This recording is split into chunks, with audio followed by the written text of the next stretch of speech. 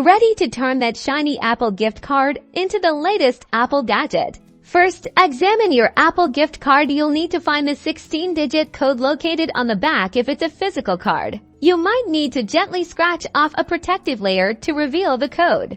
To redeem online, go to Apple.com and browse the products you'd like to purchase. Add your desired items to your shopping cart. When you're ready to check out, proceed to your cart and begin the checkout process. Look for the gift card option during payment. Carefully enter the 16-digit code from your Apple gift card and click Apply. The value of the gift card will be deducted from your total. Alternatively, add the gift card to your Apple Wallet for easy online and in-store use. Prefer to shop in person? Simply head to your nearest Apple store with your gift card or your Apple Wallet.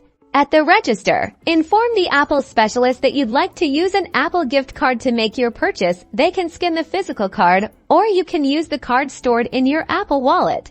Now you're all set up to use your gift card to treat yourself. Have fun shopping for your new iPhone, AirPods, or that other product you've been eyeing.